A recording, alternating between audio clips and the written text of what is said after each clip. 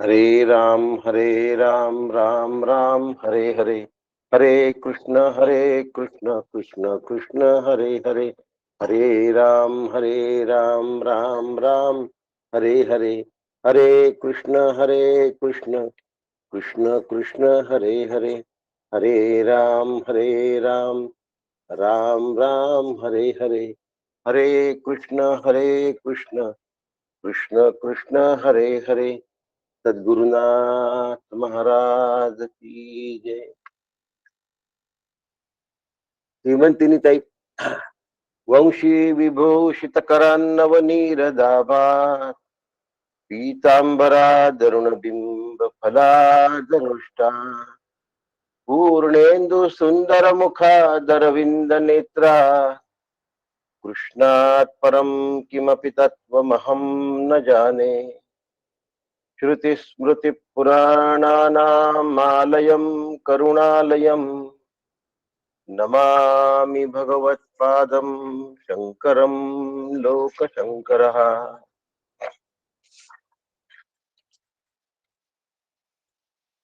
शङ्करः शङ्कराचार्यः सद्गुरु सर्वसन्निभः. सर्वेषां शङ्करः सन्तु सच्चिदानन्दरूपिणः. ज्ञानदं सद्गुरुं शान्तम् अज्ञानारण्यदाहकम् नमामि परमाचार्यं श्रीमत्शङ्करधारिणम्. तदा शिवसमारम्भाम् शङ्कराचार्यमध्यमाम् अस्मदाचार्यपर्यन्ताम् वन्दे गुरुपरम्पराम्. वंदे गुरु परंपरा. सद्गुरुनाथ महाराज की जय. परम पूज्य सद्गुरु डॉक्टर काका यांच्या चरणी शीर्षाष्टांग वंदन करतो. परमपूज्य मंदाताई यांना साष्टांग दंडवत घालतो. आदरणीय नीलाताई यांना नमस्कार करतो. तुम्ही सगळे भगवत स्वरूप आहात, तीव्र मुमुक्षु आहात. तुम्हा सगळ्यांना वंदन करतो. आणि आता आपण सगळे मिळून शांती पाठाला म्हणूया. ओम सहना भवतु सहनौ भुनक्तु सह वीर्यं करवावहै तेजस्विनावधीतमस्तु मा विद्विषावहै.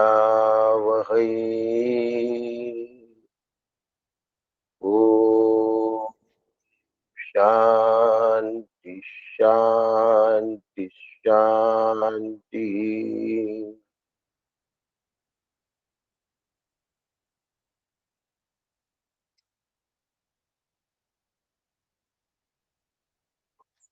आज आपला 7वा मंत्र सुरू आहे. वैश्वानरः प्रविशत्तिथि ब्राह्मणो गृहान तस्यै तान शांतिः कुर्वन्ति हर वैवस्वतोदकम्. आशा प्रतीक्षे संगत तुनृतां च इष्टापूर्ते पुत्र पशूंश्च सर्वान् एतत् दृङ्क्ते पुरुषस्याल्पमेधसो यस्या नश्नन् वसति ब्राह्मणो गृहे. श्लोक क्रमांक 7 आणि 8.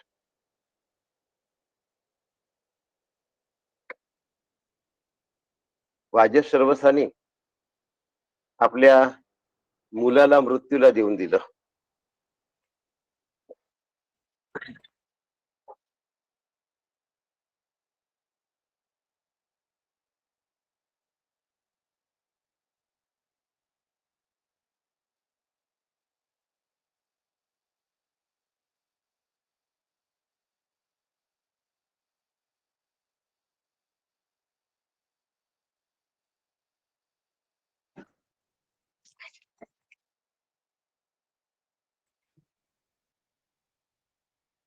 मृत्यवे त्वाम ददामी इति. काय भयंकर वाक्य वाजश्रवस बोलून गेला, की मी तुला मृत्यूला दान दिलेलं आहे, मी तुला मृत्यूला देऊन टाकलेला आहे. वडिलांनी मृत्यूला मुलगा समर्पित केला आहे.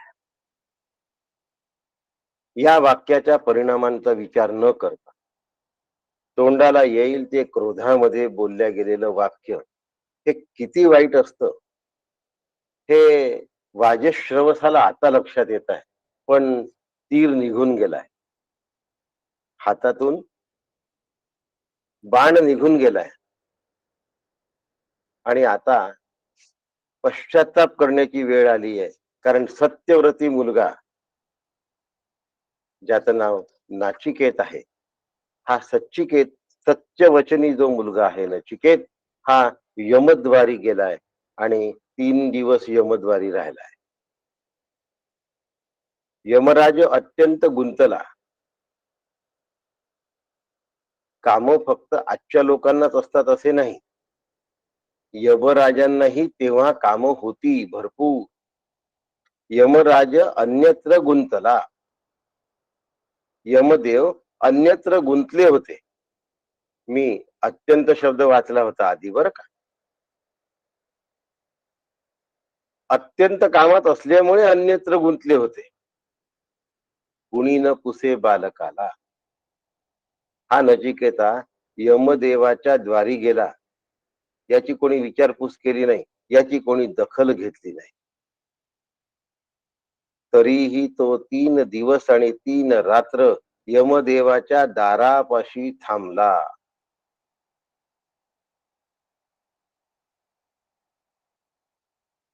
जो माणूस सत्यवचनी असतो, सत्य हे ज्याच्या जीवनाचं लक्ष असतं, तो माणूस सत्य पालन करण्यासाठी आपले प्राण वेचतो. सत्याग्रह नाही करत, सत्याचा निश्चय करतो. सत्याग्रह करून प्रेशर आणलं जातं आणि समोरच्या माणसाला नतमस्तक व्हायला भाग पाडला. सत्यवचनी जो असतो तो कुठल्याही अपेक्षेने करतो, तो निरपेक्ष असतो, अपेक्षेने करत नसतो. आणि म्हणून निश्चय करुनी, काकांची 38 नंबरची ओवी आहे. एखाद दुसऱ्या नंबरचा जुन्या आणि नवीन पुस्तकामध्ये फरक पडू शकतो, तेवढं समजून घ्यायचं आहे. वैश्वानराहा प्रविश्यती ब्राह्मणो गृहान. यमलोकात हा अग्नी नावाचा नचिकेता नावाचा अग्नी अतिथी रूपाने यमद्वाराच्या आत प्रवेश करून यमगृहाच्या द्वारी येऊन पोचलेला आहे. आता काय गंमत झाली,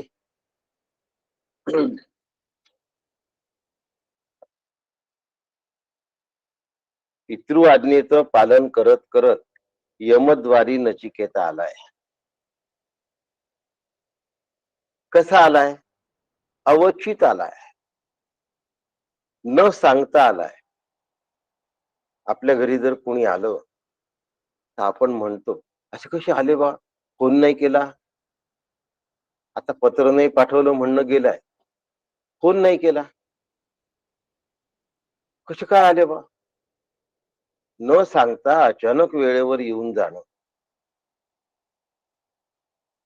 परीक्षा इथेच असते. सगळे फोन करून आल्यानंतर मानसिक तयारी झालेली असते आपली. शारीरिक काय करायचं काय नाही सगळे योजना झालेले असतात आपले. पण न सांगता ज्या वेळेला कोणी येतो आणि आपल्या मनाचे काही मनसुबे असतात, आज आपण इकडे जाऊ, आज आपण तिकडे जाऊ, ते जेव्हा वेळेवर कोलमडतात तेव्हा आनंदाने वेळ व्यतीत करता आला पाहिजे. याला अतिथीला देव समजणं म्हणतात. सांगून येणारा हा सतिथी आणि न सांगता येणारा अतिथी. सतिथी आणि अतिथी सांगून येणाऱ्याला आपण सतिथी शब्द वापरतो. तिथी सांगून येतो. आम्ही की नाही परवा तुमच्या घरी येणार आहोत. या, या, या. तुमचं स्वागत आहे. पण वेळेवर जाऊन पोहोचलात तर? मोठ्या शहरांमध्ये वेळेवर जर कोणी आला तर मोठी फजिती होते. वास्तविक स्विगी, झोमॅटो सारख्या व्यवस्था असताना सुद्धा फजिती होते म्हणणं तितकंसं संयुक्तिक नाहीये. एवढ्या सोयी लहान गावात उपलब्ध नाहीये. पण तरीही आमच्या मनाने काही मनोराज्य केले असतात, की आज सॅटर्डे संडे आहे, असं करू, तसं करू, तसं करू. त्याच्यावर विरजण पडतं आणि ते विरजण आम्हाला सहन नाही होत. आलेल्या अतिथी करता खाणं, पिणं, फराळ, पाणी हे आम्हाला जड नाही जात. आम्हाला जड जातं आमच्या मनाला वळवणं आणि म्हणून अतिथीला देव मानणं. अजूनही आमच्या यवतमाळ सारख्या लहान गावात न सांगताच लोक येतात. येऊ का वगैरे असं विचारून काही कोणी येत नाही. सहज आले, इकडे आलो होतो, चला तुमची आठवण आली, तुमच्याकडे येऊन गेलो, झालं का? या, या, या. पण आता शहरामध्ये तसं चालत नाही. एका दृष्टीने व्यवस्थेच्या दृष्टीनेही ते बरोबर आहे. पण माझ्या मनाचे मनसुबे कोलमडले म्हणून माझी शांती जर भंगत असेल तर तिथे जपलं पाहिजे. साधकाने हे फक्त साधकासाठी बोलणं सुरू आहे. अतिथीचं स्वागत करणं हा आपला वैदिक धर्माचा मोठा भाग आहे. वेळ न सांगता अनपेक्षितरित्या उभे राहणे त्याला दत्त येऊन उभा ठाकला म्हणतात. तसं दत्त येऊन या उभा ठाकला हा एक भाग आहे. पण भक्तांना दत्त आल्यानंतर काय आनंद होतो आणि अतिथी रूपात दत्त आला आहे तर मला आनंद व्हायला पाहिजे की नाही? नाही पण तुम्ही मेल नाही केला येतोय म्हणून, तुम्ही व्हॉट्सअपवरही नाही कळवलं, अहो तुम्ही साधा फोन सुद्धा केला नाही आणि अचानक तुम्ही येऊन चालले, कसं काय होईल? जेवणाच्या वेळी जो येतो दुपारी,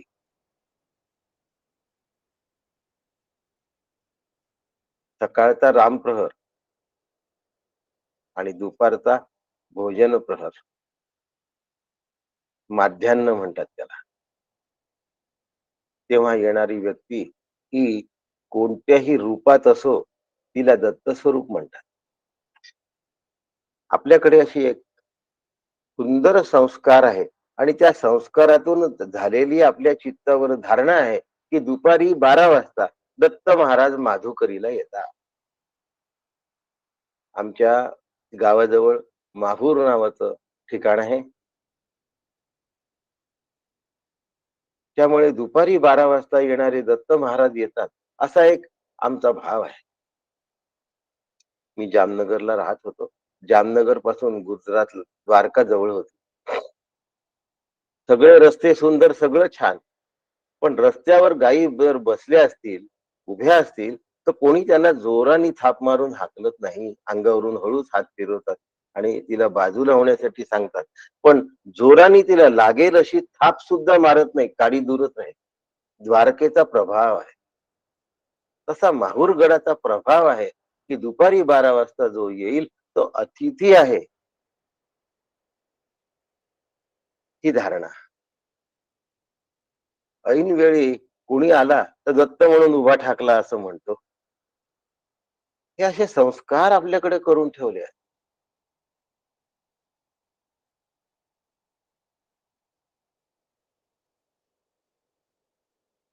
मोरटक्क्याला अनेक वर्ष राहिलो नर्मदा काठी. कोणी माधुकरी मागायला आला की परिक्रमावासी आहे असं म्हणतात. कोणी माधुकरी मागायला येईल. त्याला परिक्रमावासी आहे समजून त्याला थोडी ना थोडी माधुकरी दिलीच जाते. अतिथी न सांगता आलाय हा. आपण अतिथी विषयच सांगणं चालू आहे. इतकंच नव्हे तर कुठल्याही वेळी थोडं तेल जरी मागायला आला, मला थोडं तेल द्या, अश्वत्थामा आला असं समजण्याची पद्धत आहे त्या भागाला. न बोलवता येणाऱ्या माणसाचं सुद्धा स्वागत करणे ही आपली संस्कृती आहे, लक्षात ठेवा. रामकथेला मारुती रायांना बोलवावं नाही लागत. पण न बोलवता येणारे मारुती राया त्यांच्यासाठी आसन सिद्ध केल्या जातं. त्या आसनाच्या भोवती रांगोळी सजावट केली जाते की रामकथेसाठी मारुती राया येऊन बसणार आहे.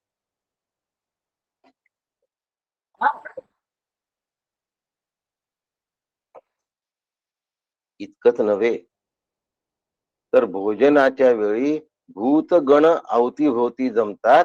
त्यांची अन्नावर दृष्टी किंवा वासना जाऊ नये म्हणून चित्राहुती घालण्याची पद्धत आहे. चित्राय स्वहा, चित्रगुप्ताय स्वहा, यमाय स्वहा, यमधर्म राजायनाय स्वहा.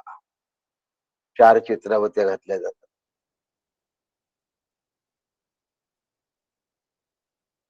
अनाहूत येणाऱ्यांचं सुद्धा आपल्याकडे स्वागत आहे, लक्षात ठेवा. न मागणाऱ्याला सुद्धा दान दिलं जातं.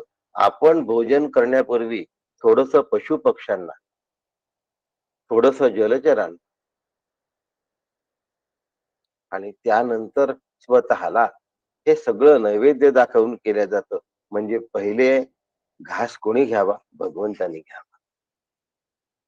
म्हणून अतिथी देवो भव, वेळ न सांगता अवचित येणारा तो अतिथी त्यावेळेला चेहऱ्यावर आढ्या येता कामा नये.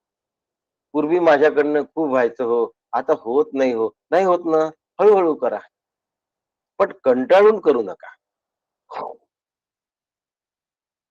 त्या आलेल्याला देव माणूस जर आपण म्हणतो आहे, तर त्याचा देव माणूस म्हणून सन्मान सुद्धा करता आला पाहिजे.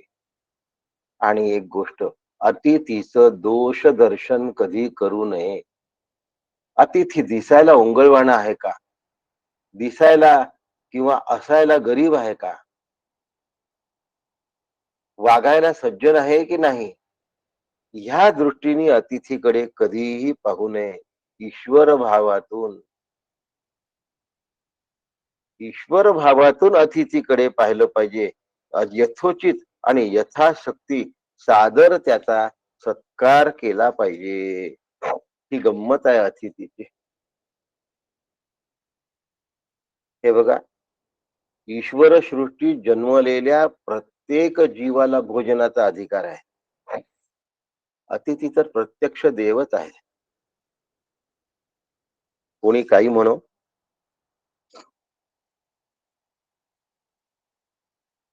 त्या योजनेचं नाव मी विसरलो.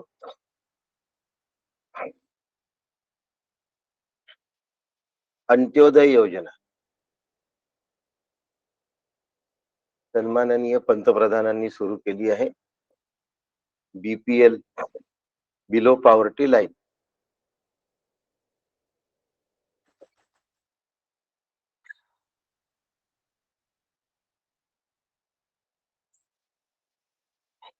गरीबाला मुखत धान्य मिळतं.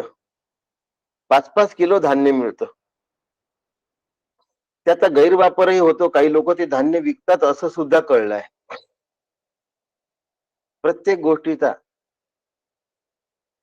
काही ना काही डिसएडव्हान्टेजेस असतातच. परंतु ह्यातनं एक गोष्ट सिद्ध झाली की जितके कोटी लोकांना हे मोफत धान्य मिळत आहे, तेवढ्या कोटी लोकांचं पोट नक्की भरत आहे. ते भलेही नंतर विको, पण त्यांचं पोट भरल्यानंतर ते विकतात आहे. उपाशी राहून कोणी विकत नाही, लक्षात ठेवा. आपल्या देशात पशु पक्षी सुद्धा उपाशी राहता कामा. मोदींचं भाषण ऐकताना मला खूप आनंद झाला होता.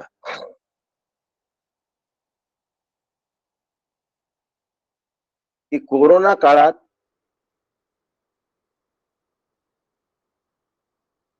50 कोटीपेक्षा अधिक गायींना त्यांनी कोरोनाचे इंजेक्शन दिले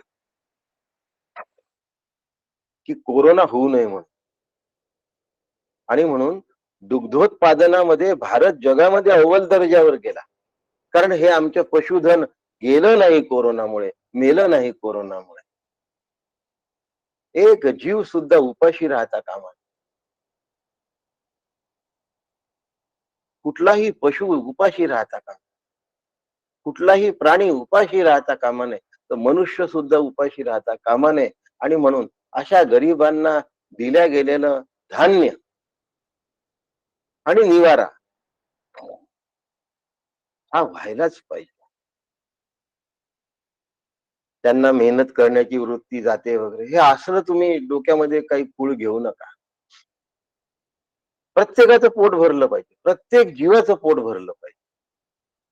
पोट भरल्यानंतर बसून राहण्याची प्रवृत्ती निघून जाईल. त्याला वाटेल की आपण फुकट कधी खाऊ, काहीतरी कष्ट करू. यमद्वाराच्या घरी, यमराजाच्या द्वारी तपस्वी बालक आला होता.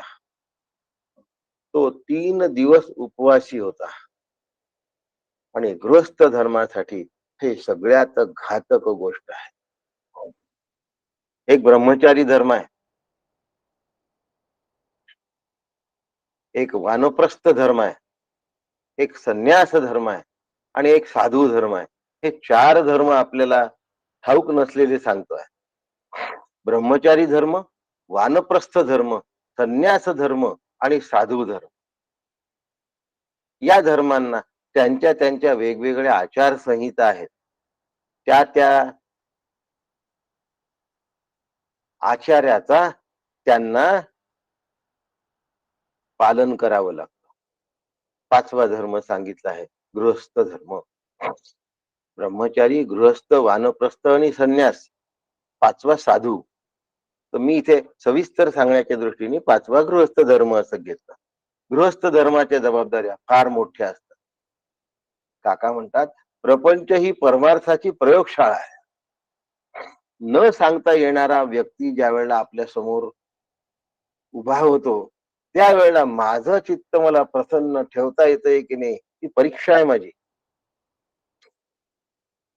सुदाम देवांकडे पाहुणा आला, घरात काही नसताना आमचं जेवण झालंय, आता तुम्ही जेवण घ्या, तुमच्यासाठी स्वयंपाक करतो असं खोटं सांगत असत आणि अतिथीला जेवू घालत. स्वतःच पोट भरत नाही, मुलाबाळांचं पोट भरत नाही. इतकी अल्पशी माधुकरी मिळाल्यानंतर आलेल्या माधुकरीत पहिल्यांदा अतिथीला जेवू घालायचं आणि आमचं नुकतंच झालं, ही उरलेली माधुकरी आहे असं खोटं सांगायचं आणि अतिथीला पोटभर जेवू घालायचं.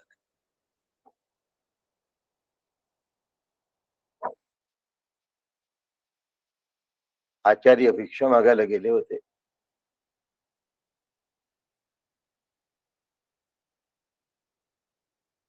एक स्त्री फार उशिरा बाहेर आली. आचार्य जाणार तेवढ्यात ती म्हणाली, थांबा, यतीवर थांबा.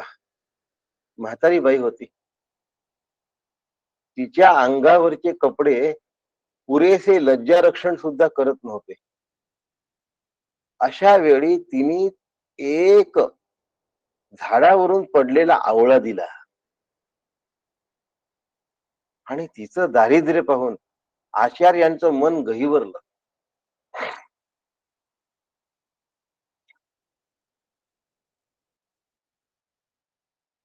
आणि आचार्यांनी त्या ठिकाणी स्तोत्राचा पाठ केला.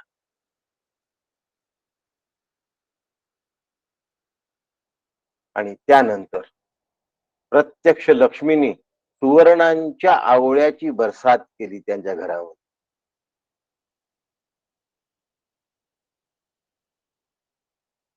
आणि त्या स्तोत्राचं नाव धारा.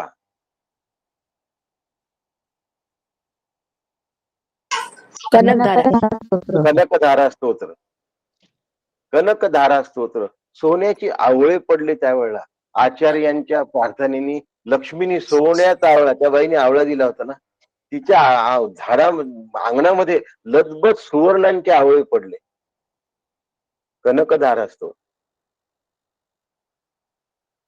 एवढे लजबत आवळे पडल्यानंतर आचार्य तिथून निघून गेले. त्यांनी आवळे नाही उचलले. त्या बाईचं दारिद्र्य कायमस्वरूपी निघून, अतिथीचं स्वागत केलंय. शबरीनी अतिथीचं स्वागत केलंय. तिथी माहित नव्हती येण्याची. येणार एवढ्या गुरूंनी सांगितलं, त्या शब्दावर अतूट विश्वास, मरेपर्यंत विश्वास, रोज फुलांची चादर. रामाच्या पायाला दगड बोचता कामा नये म्हणून झाडून तिथे फुलांची चादर आच्छादन रोज गुरूंनी सांगितलं म्हणून रोज करणं. आम्ही शिबिराला सुद्धा येण्यासाठी घाई करत नाही हो. आणि मग म्हणतो इतके संख्या होऊन गेली, आम्हाला कल्पना नाही, आम्ही झोपलो होतो. आम्हाला असं वाटत नाही की पुढचं शिबिर कधी येईल आणि मी माझा कधी नंबर लावेल, मी कधी भेटायला जाईल, आम्हाला नाही वाटत. आणि मग संख्या फुल झाली म्हटलं, अरे आम्हाला यायचं होतं, काय करावं कळलंच नाही, सांगायचंच राहून गेलं. रोज ग्रुपवर आल्यानंतर कळत कसं नाही हो. पण भाग्य आहे की 1.5 महिना आधी लोक फुल झाले आहेत कॅपॅसिटी.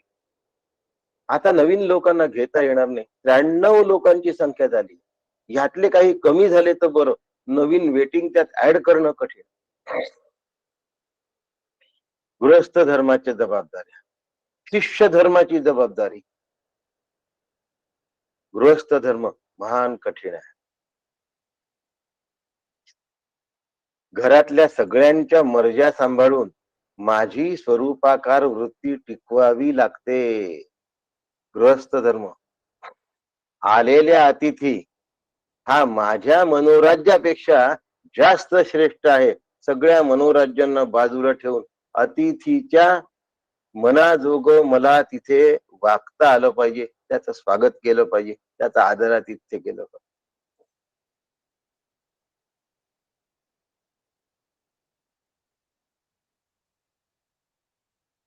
आमच्या यवतमाळात एक हॉटेल आहे, त्याचं नाव अतिथी देवो भव आहे.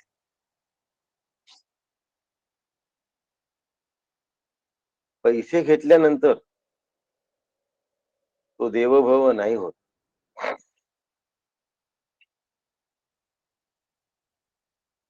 म्हणून पैसे घेणारा डॉक्टर देव आहे पेशंटनी म्हणावं, पण डॉक्टरनी स्वतःला देव आहे असं समजू नये. तू फी घेतोयस असं खोलात जात नाही. साधू गृहस्थाचे वर्तन द्यावे पाद्य दान आसन अतिथी संतुष्ट करून शांती करावी. कालमानाने पाद्य दान आसन यातलं आसनाच्या जागी खुर्ची आली, परंतु अतिथी संतुष्ट करून शांती करावी, त्याचा संतोष झाला पाहिजे एवढं मात्र नक्की आहे. कालमानाने बाकी सगळ्या गोष्टी बदलतील, पण अतिथीचा संतोष हा महत्वाचा आहे. अतिथीची सेवा ब्रह्मज्ञानी सुद्धा करतात हे विसरू नका. यमराज ब्रह्मज्ञानी होते, नाही तर अनुसया मातेकडे 3 अतिथी आले होते.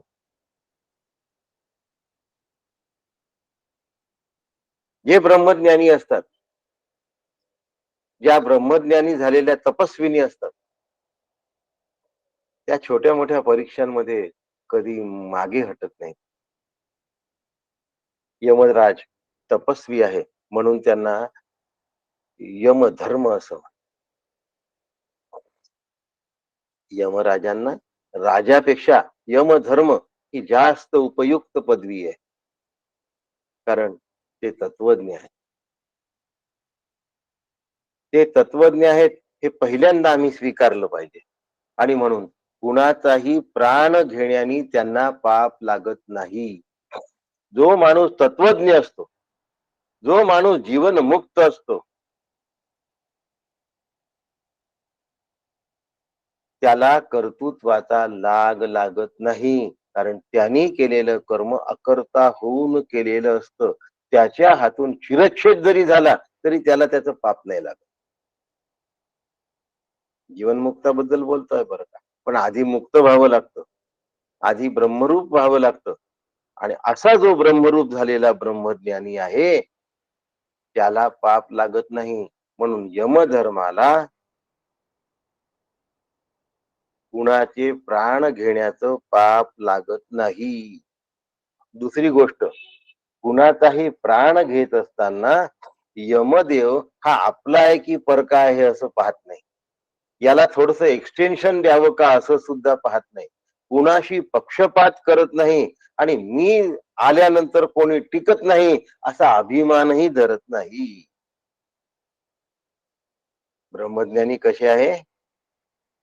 मृत्यू देवता हा आपला हा परका असं पाहत नाही.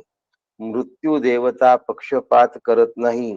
मृत्यू देवता मी अच्छाच्छाला मारलं असा अभिमानही करत नाही. आणि म्हणून मृत्यू देवतेला पाप लागत नाही. तरीही अशा ब्रह्मज्ञानाला अतिथीची सेवा सांगितलेली आहे. म्हणून गृहस्थाला ती अनिवार्य आहे. म्हणून यमदेवावरही अतिथी सेवेचं बंधन होतं. अतिथीची सेवा करण्याने कुठलंही पुण्य मिळत नाही, ते अनिवार्य आहे. पण अतिथीचं स्वागत न करण्याने पाप लागतं, लक्षात ठेवा. मला माझे वडील सांगायचे की संध्या केल्याने पुण्य नाही मिळत, पण संध्या न केल्याने पाप लागतं. मी वडिलांना म्हटलं हे असं कसं बरोबर आहे? एक तर संध्या करून पुण्य मिळालं पाहिजे, तर न करून पाप लागेल. पण संध्या करून काहीच मिळत नाही, पण न करून पाप लागतं, हे कसं? हे नाही पटत मला. माझे वडील अत्यंत शांत, आयुष्यात चिडलेले नाहीत. ते मला म्हणाले, बघ, आपण रेल्वेमध्ये जातो, रिझर्वेशन करून आपली जागा आरक्षित करतो आणि आपल्या डब्यात तिकीट न काढलेला विदाऊट तिकीट कोणीतरी शिरतो. टीसी येतो, सगळ्यांच्या तिकिटा चेक करतो आणि WT ला पकडतो. आता WT ला पकडून तो जेलमध्ये टाकतो आणि ज्यांनी तिकीट काढलं त्या सगळ्यांना शाबासक्या देतो का? वा वा, छान झालं तुम्ही तिकीट काढलं, की तुम्ही किती चांगला, तुम्ही तिकीट काढलं, असे काही म्हणतो का? म्हणजे रेल्वेत तिकीट काढण्याने शाबासकी मिळत नाही, पण तिकीट न काढण्याची जेल होते. तसं अतिथीचं स्वागत करणं अनिवार्य आहे, पण अतिथीचं स्वागत न करणं, त्याला संतुष्ट न करणं, हे दोषयुक्त आहे. एवढं आपल्याला लक्षात आलं पाहिजे. आणि या दोषाला प्रत्यवाय दोष असं म्हणतात. या दोषाचं नाव आहे प्रत्यवाय दोष. पितृआज्ञा शिरसाबंद मानून मृत्यू देवतेकडे जाणं शाबासकी नाही आहे, पण न जाणं प्रत्यवाय दोष राहिला असता. यमलोकी एका तेजस्वी तपस्वी बालकाचं प्रस्थान झालं आहे. नम्रता, कर्तव्य तत्परता, विचार संपन्नता नचिकेत्यामध्ये स्पष्ट दिसते आहे. आता एवढ्या गोष्टी आपण नचिकेत्यामध्ये पाहिल्या. आचार विचार संपन्नता, नम्रता, कर्तव्य तत्परता, पितृ आज्ञेचं पालन. पण एवढं करूनही नचिकेत्याची परीक्षा संपली नाही. यमद्वारी त्रिरात्री थांबावं लागलं. 3 रात्र बाहेर थांबावं लागलाय. आणि या ठिकाणी नचिकेत्याची सहनशीलता दिसते आहे. या ठिकाणी नचिकेत्याची काय दिसते आहे? तितिक्षा दिसते आहे. आणि तितिक्षेबरोबर त्याचा उपरमही दिसतो आहे. षट संपत्ती आहेत. दुर्दैवाने आम्हाला फक्त यांची नावं माहिती आहेत. ही माझ्या जीवनातली संपत्ती आहे असं आम्हाला नाही वाटत. शम, दम, उपरम, इंद्रियांचा निग्रह, मनोनिग्रह, अंतःकरणाची शांती, स्वरूपावर श्रद्धा, चित्ताची समाधानकारकता, ही माझी संपत्ती आहे असं आम्हाला वाटत नाही. वेदांताचा अभ्यास करतो, साधन चतुष्टय संपन्नता म्हणजे काय हे समजतो. त्याच्यात समाधी षटकाचा अभ्यास करतो, पण हे षट संपत्ती आहे एवढा शब्द वापरतो, पण त्याला संपत्तीचा दर्जा देत नाही. पैसा असेल तर आम्ही पटकन खिशात टाकतो, स्वतःजवळ ठेवतो की नाही. मग शमदम उपरम याला जर मी संपत्ती मानत असेल तर ती माझ्याजवळ असली पाहिजे की नाही. श्रद्धा, तितिक्षा, समाधान माझ्या पाहिजे की नाही. जर ते माझ्याजवळ मी ठेवत नाही तर त्याला मी संपत्ती मानत नाही, लक्षात ठेवा. नुसतं म्हणतोय शब्दाने षट संपत्ती, षट संपत्ती. ती संपत्ती असेल तर मी जपली असती. हिरा असता तर जपला असता की नाही. ती माझी गरज आहे असं मला वाटत नाही. म्हणून तिला मी संपत्ती समजत नाही. कोणी बोललं,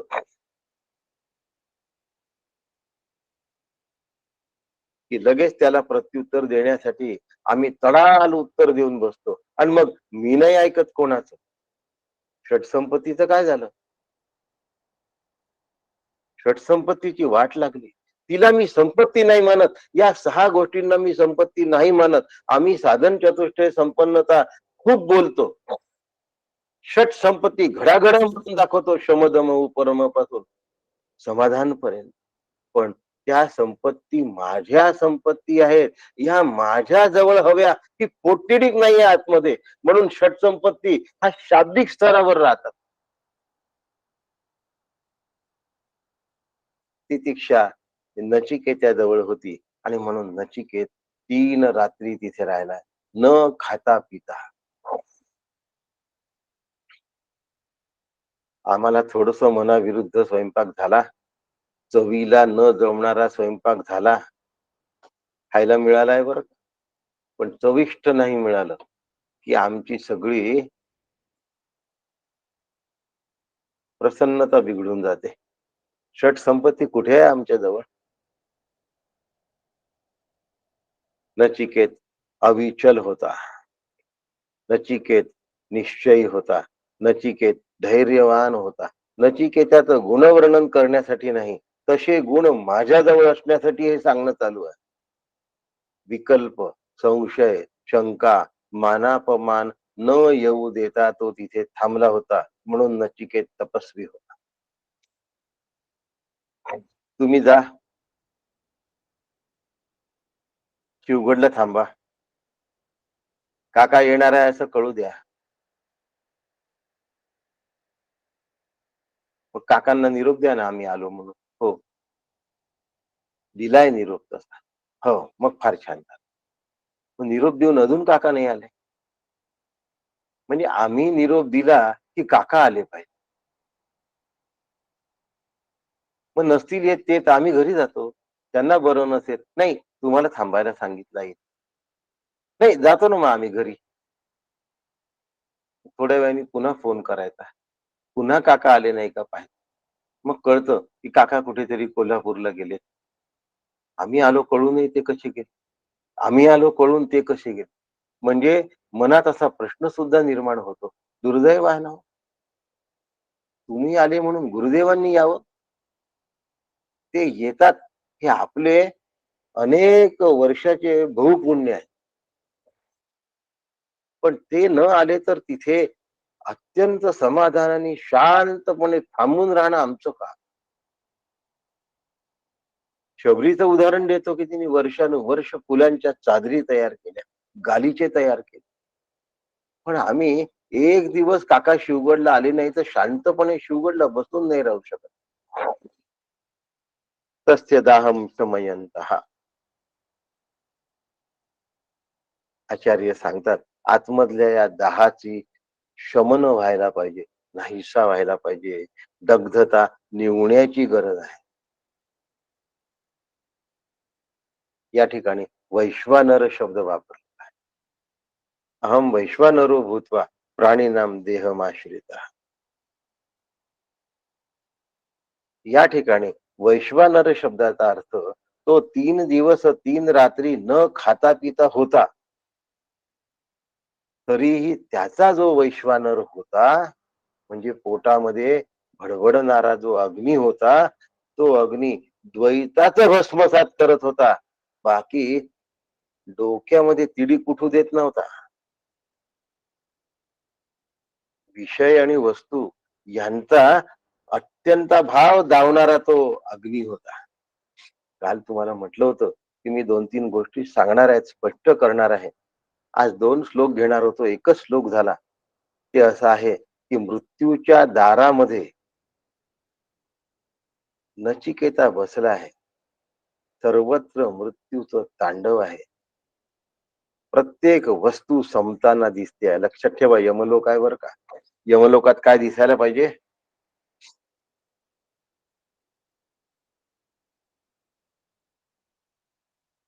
मृत्यूचं तांडव दिसायला पाहिजे.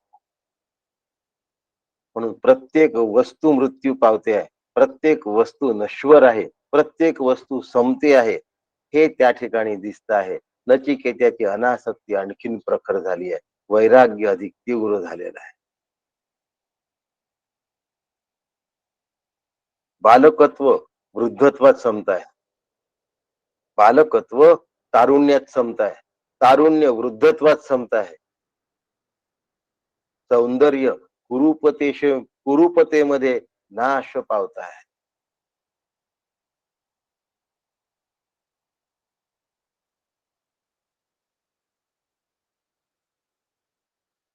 स्वाद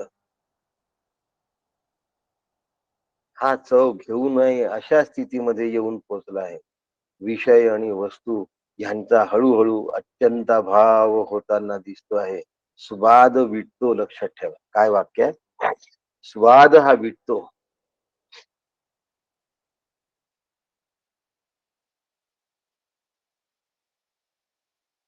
स्वाद शब्दाची व्याख्या सुद्धा जीव परत्वे भिन्न आहे, लक्षात घ्या.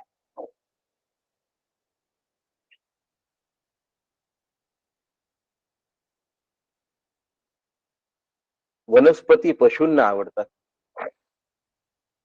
अन्न मनुष्याला, अन्न हा मनुष्य स्वादिष्टतेने खातो. मांस हे प्राणी चविष्टतेने खातात आणि सडलेल्या मांसाचा गिधाड आस्वाद घेतात. म्हणजे स्वाद शब्दांमध्ये सुद्धा भिन्न भिन्नता आहे. गिधाडांना तो स्वाद वाटतो, पण जो जाणकार असतो त्याला विषय आणि वस्तू यांच्यामध्ये रस नाही वाटत. त्याला माहितीये की याचा अत्यंत भाव आहे, विषय अनित्य आहे आणि विषयात सुख नाही. नचिकेत्याला खात्री झाली आहे. दुसरा विचार नचिकेताच्या मनामध्ये आलाय, तो असा आहे की इंद्रिय सतत भोग घेण्यासाठी समर्थ नाहीत. सातत्याने भोग घेण्याची ताकद इंद्रियांमध्ये नाहीये. पहिली जिलबी आस्वाद देते आणि 10वी जिलबी मळमळ तयार करते. एक लाडू पोटात गेला की आनंद होतो आणि 10व्या लाडू नंतर 11वा लाडू खावत नाही. आणि म्हणून इंद्रिय सातत्याने भोग घेण्यासाठी समर्थ नाही. झोपावंसं वाटतं, झोपून राहा 10-20 दिवस, नाही. मग उठावंसं वाटतं, उठून राहा मग आता, तर नाही, थोडस पुन्हा बसून राहावंसं वाटतं, बसून राहा खूप वेळ, नाही, लोटून राहावंसं वाटतं, लोटून राहा मग झोपून राहावंसं वाटतं. इंद्रिय सातत्याने भोग घेण्याचे सामर्थ्य नाही. सुखोपभोग सुद्धा सातत्याने घेता येत नाही इंद्रियांना, लक्षात ठेवा. मन सतत भोगामध्ये रुची घेऊ शकत नाही आणि म्हणून मी नित्य भोगता होऊ शकत नाही. पण अभोगता नित्यत्वाने होऊ शकतो. मग काय व्हावं, नित्य भोगता व्हावं की अभोगता व्हावं. आणि ही मौज आहे कठोपनिषदाची. आचार्य या ठिकाणी म्हणतात, पाद्यासनादी दानम लक्षणम शांतीम कुर्वंती हर वैवस्वतोदकम. आलेल्या माणसाला अतिथी म्हणून स्वीकारलं नाही, त्याला पाद्य आसनादी दान दिलं नाही. पूर्वी आपल्याकडे पद्धत होती, आलेला माणूस घरी येताच त्याला पहिल्यांदा गार पाणी पाजावं आणि सोबत एक गुळाचा खडा द्यावा. त्याला गुळाचा खडा त्याच्या हातावर ठेवायचा, तो त्यांनी खायचा आणि नंतर पाणी प्यायचं. उपाशपोटी पाणी पिऊ नका, थोडा गुळ घ्या. असा गुळ खाऊन नंतर गार पाणी घ्यायचं आणि मग शांत चित्त करायचं. आल्या आल्या कश काय आले तुम्ही, आता तुम्हाला काय काम होतं, असं नाही विचारायचं. गुळ घ्या, पाणी घ्या, बसा, विश्रांती घ्या, पंखा लावतो, थोडासा आराम करा. यश्चा करणे प्रत्यवाय हा श्रूयते, असं भाष्यामध्ये आचार्य म्हणतात. असं न केल्यास प्रत्यवाय दोष येतो. आचार्य सांगतात, अतिर्थिर यश्च भग्नाशो गृहात प्रतिनिवर्तते. चत्वारी तस्य नश्यन्ति आयुर्विद्या यशोबलम. अतिथीर्यच्च भग्नाशो. अतिथीची घरातून भग्नाशा, आशा जर भग्न झाली आणि तो जर रिक्त हस्ते परतला, दान शब्द दिलाय, त्याची इच्छापूर्ती असा त्याचा अर्थ होतो. तर 4 गोष्टी नाहीशा होतात. एक, घरच्या माणसाचं आयुष्य घटतं. 2, त्याची विद्या क्षीण होते. 3, यश नष्ट होतं. आणि 4, बल नाश पावतं. आयुष्य घटतं, विद्या क्षीण होते, यश नष्ट होतं आणि बल नाश पावतो. आयुष्य क्षीण होतं म्हणजे दुसऱ्याला मदत न करण्याचं आयुष्य गौण आहे. जो दुसऱ्याच्या कामी येत नाही ना, त्याचं आयुष्य बेकार आहे. याला आयुष्य क्षीण होणं असं म्हणतात. विद्या क्षीण होते म्हणजे ममत्व आणि अहंकार याचा त्याग जर झाला नाही, तर बुद्धी कितीही प्रगल्भ असली तरी तो अल्पमेधसच आहे. त्याची विद्या त्याला काही कामी नाही. कारण ममत्व आणि अहंकार ज्यांनी घालवला नाही, त्याच्या जवळ असलेली विद्या निरुपयोगी आहे. लक्षात घ्या. पुस्तकस्था तुया विद्या परहस्त गतम धनम. पुस्तकातली विद्या जशी निरुपयोगी आहे, तसं अहम आणि मम, अहंकार आणि ममत्व आपल्या आयुष्यातलं ज्यांनी ऑपरेट करून काढून टाकलं नाही, त्याच्या जवळ असलेली बुद्धी ही अल्पबुद्धी आहे. लक्षात ठेवा. त्याची विद्या क्षीण झाल्याचं लक्षण आहे. यश नष्ट होतं ज्यांनी कृपणता वाढवली, ज्यांनी स्वतःचा स्वार्थ साधला, तो खऱ्या अर्थाने यशस्वी होऊच नाही शकत. जो दुसऱ्याला आणतो तो यशस्वी आहे. आपण तरले नव्हे ते नवल.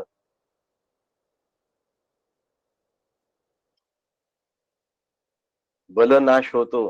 बल काय, असं अंगातली शक्ती चालली जाते का? यश नष्ट होणं म्हणजे आलेलं यश चाललं जातं का? विद्या क्षीण होते म्हणजे डोक्यातली बुद्धी चालली जाते का? आयुर्मान घटतं म्हणजे आयुष्य नष्ट होतं का? नाही. बल नष्ट होतं म्हणजे असा स्वार्थी माणसाला दुसऱ्याची मदत मिळत नाही. तो फक्त स्वतःच्या ताकदीवरच लढतो. सगळ्यांची मदत मिळाल्यानंतर माणूस 400 पार,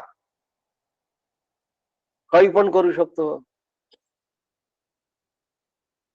नाही तर माझी मेजॉरिटी आली, पुरे झालं. काय हरकत आहे असं म्हणायला? मेजॉरिटी येणारच आहे.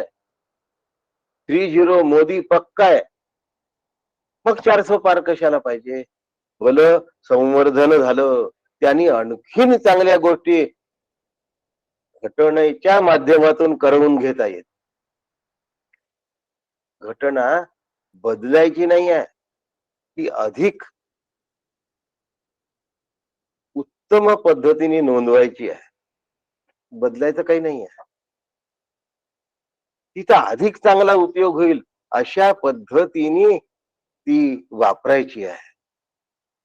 त्यात हवे ते दुरस्त्या करून घ्यायच्या. पुढचा श्लोक आहे, आशा प्रतीक्षे संगत सुनृतांच्या इष्टापुरते पुत्र पशुंच सर्वान एतत् वृंगते पुरुषस्याल्प मेधसो यस्यान नश्नन वसती ब्राह्मणो गृहे. ज्याच्या घरात अतिथी उपाशी राहतो, त्या मूर्ख पुरुषाचा सर्व ज्ञात अज्ञात प्राप्तीच्या इच्छा, प्राप्तीनंतरचे फळ, मधुर भाषणांचे फळ, इष्ट आणि पूर्त कर्माचे फळ, पुत्र पशु इत्यादी सर्व व्यर्थ आहेत. म्हणजे काय झालं हो? थोडक्यात सांगतो.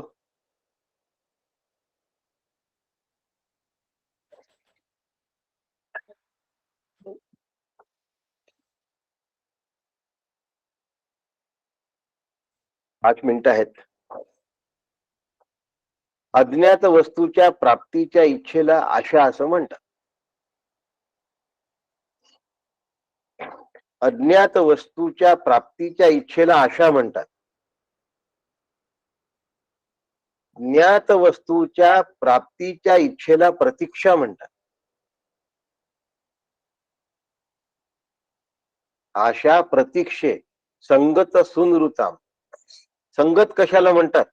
दृष्ट आणि अदृष्ट कामनांच्या अनुषंगाने येणारे जे फळ आहे त्याला संगत असं म्हणतात. सुनृता कशाला म्हणतात? प्रिय वाणीच्या निमित्ताने मिळणारा मान सन्मानादी फळ याला सुनृता असं म्हणतात. आशा प्रतीक्षा संगत सुनृताच इष्टापुरते. इष्ट कशाला म्हणतात? यज्ञ यागाती कर्माच्या ठिकाणी मिळणारं जे फळ आहे त्याला इष्ट असं म्हणतात. आणि पूर्त कशाला म्हणतात?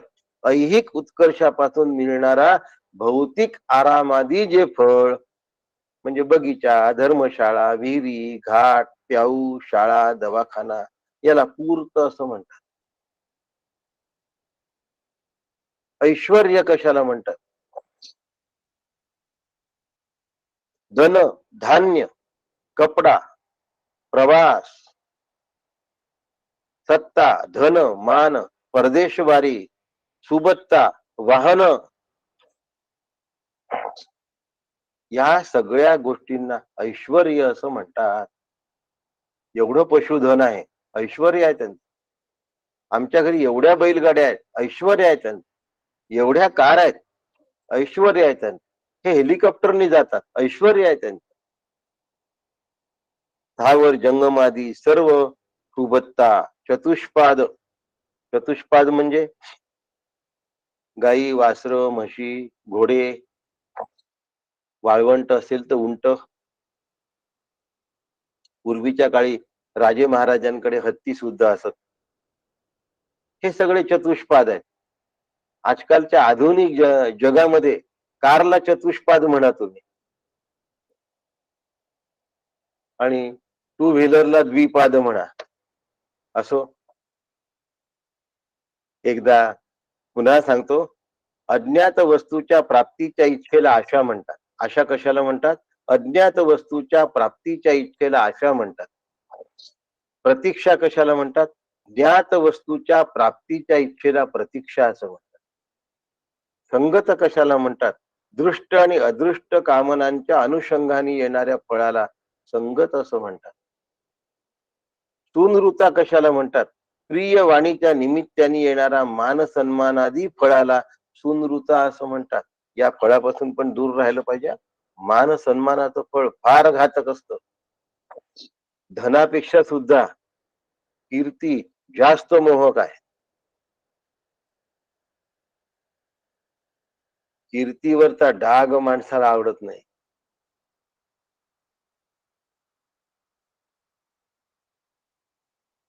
वाम मार्गाने धन मिळवल्या माणसाला सुद्धा आपल्या कीर्तीला मलिन झालेलं चालत नाही.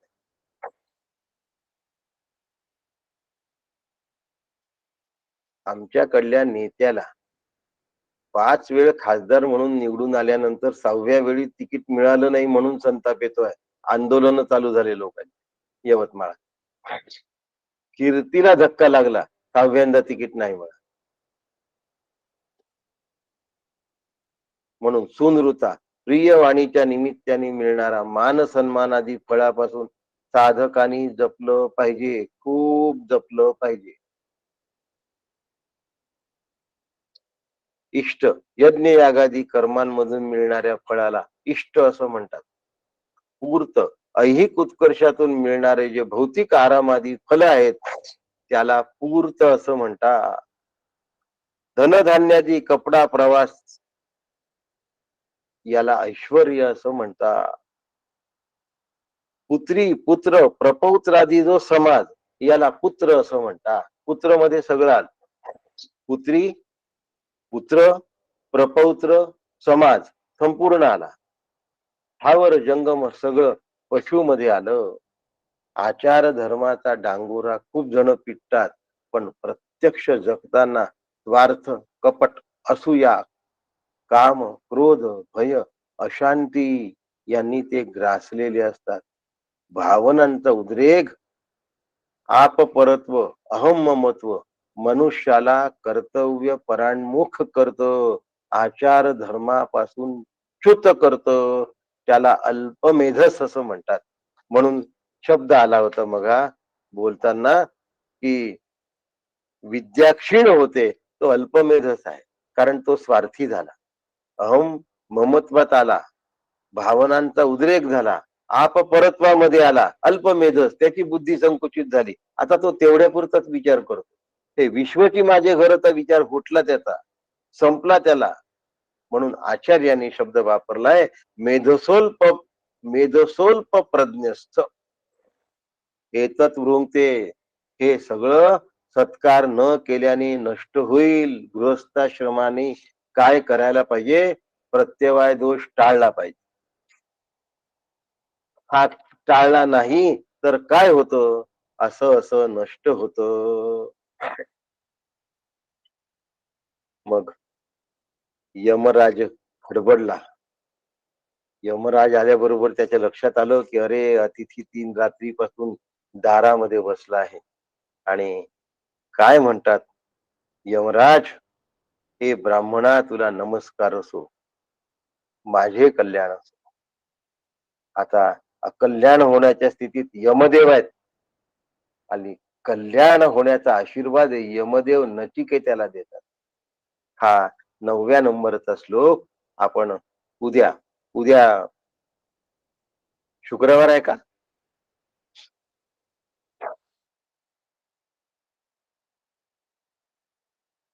उद्या शुक्रवार आहे. गीता स्वाध्याय राहील. उद्या उद्या भगवद्गीता आहे. अध्याय तर दुसरा. उद्या अध्याय दुसरा, भगवद्गीता अध्याय दुसरा आहे उद्या. आणि आता सोमवारी आपण हा 7वा श्लोक आपल्याला जो बघायचा आहे, हा आपण आता सोमवारी बघूया. 7वा नाही, 9वा श्लोक, त्रिस्रो रात्री, हा 9वा श्लोक आपण सोमवारला बघणार आहोत. आपल्या सगळ्यांना वंदन करतो. उद्या भगवद्गीता होणार. राम कृष्ण हरी. रामकृष्ण हरी काका. रामकृष्ण हरी काका. रामकृष्ण हरी काका. रामकृष्ण हरी काका. रामकृष्ण हरी काका. अंजू रामकृष्ण हरी. रामकृष्ण हरी काका. ताई रामकृष्ण हरी. छायाताई रामकृष्ण हरी काका. ताई रामकृष्ण हरी काका. रामकृष्ण हरी हरिचरणजी रामकृष्ण हरी. रामकृष्ण हरी. रामकृष्ण हरी. रामकृष्ण हरी काका. रामकृष्ण हरी. रामकृष्ण हरी. मेधाताई रामकृष्ण हरी. रामकृष्ण हरी काका. रामकृष्ण हरी काका.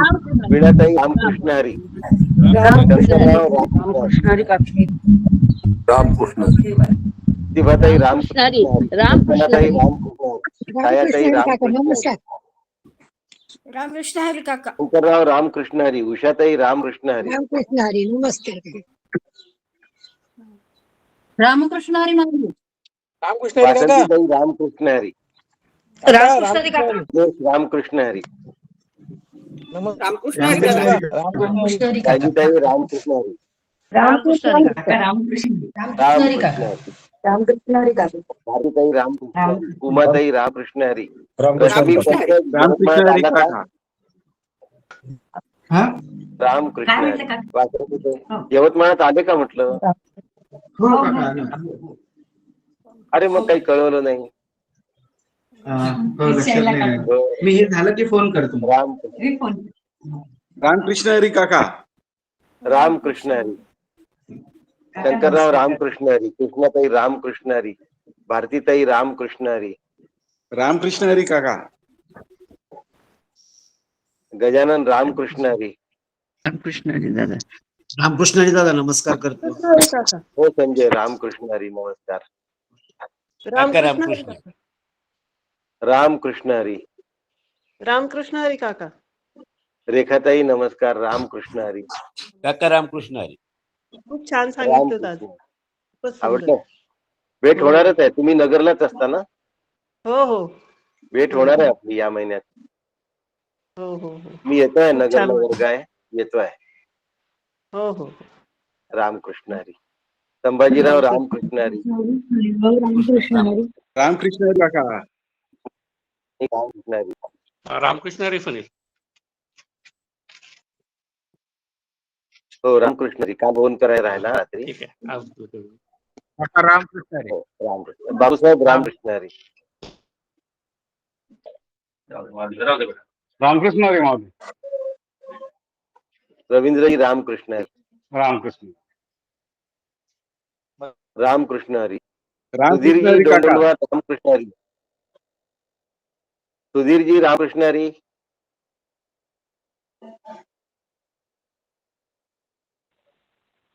रामकृष्ण हरी. हा नीलाताई नमस्कार करतो. रामकृष्ण हरी. काका. काल तुमचा फोन लागला नाही नंतर मग हो, नंतर ऍक्टिव्हिटीच नव्हती. त्यामुळे बोलणं राहून गेलं होतं. नाही, हो, बोलताच नाही आलं. हो. खूप वेळ तसंच आता राहिलं होतं तुमच्याकडे गाणं. येऊनच बोलावं लागेल मला. हो, अवश्य येईन अवश्य. फोनची तशीच इच्छा दिसते आहे. हो. नीलाताई नमस्कार करते. वाढदिवस झाला, खूप आनंद झाला. काकू नमस्कार. नमस्कार. ही पुण्यात आहे, मी यवतमाळात आहे. हो, काल लक्ष्मीने सांगितलं मला. त्यामुळे उठून रेकॉर्डिंगला तिकडे जावं लागतं, ते ऑन करून मग पुन्हा इकडे यावं लागतं. हो, हो. नाही, उद्यापासून नाही येणार हा प्रश्न. पंकजला हो, आज करून घ्या. हो, हो. रामकृष्ण हरी. राम. सुलभाताई रामकृष्ण हरी. नमस्कार दादा. नमस्कार. रामकृष्ण हरी. सुरेंद्र रामकृष्ण हरी. नमस्कार नमस्कार. नमस्कार.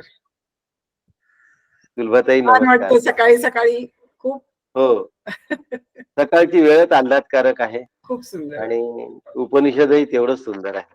आणि नीलाताईंचं पठण पण खूप असं प्रसन्न करणार आहे एकदम. होय होय. खूप छान. थांबूया का? नमस्कार. रामकृष्ण. तुमच्यामुळे आमची सकाळ चांगली जाते. सकाळ सगळी पूर्ण दिवस. रामकृष्ण हरी. सुनील शैला.